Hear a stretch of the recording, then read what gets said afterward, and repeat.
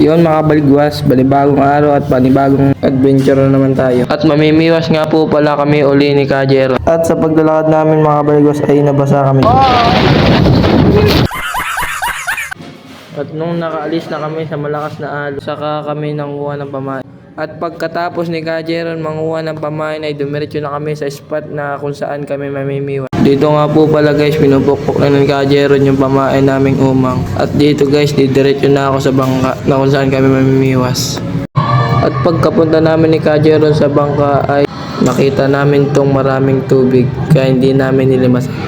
Yun mga kabaligwas, dito nga pala ako'y namimiwas na. Si Kajeron ay nag-aayos pa ng kanyang pamiwas. At saktong paghulog ni Kajeron ng kanyang pamiwas ay biglang kinatib ito ng malaking butet.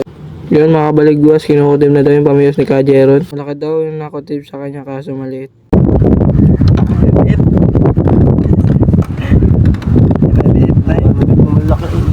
Dito mo ba kalman na saan?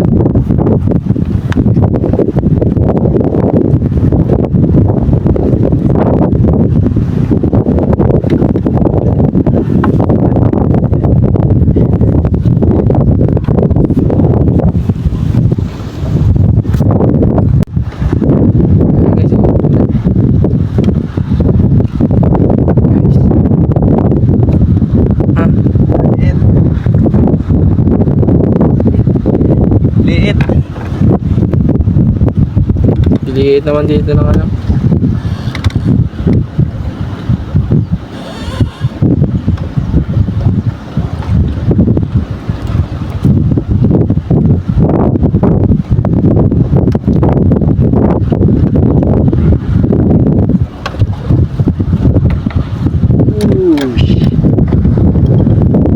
Fish park.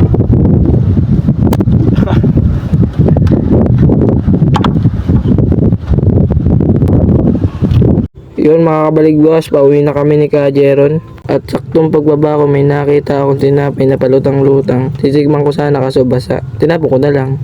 Yun mga kabaligwas, dito na matatapos ang ating video.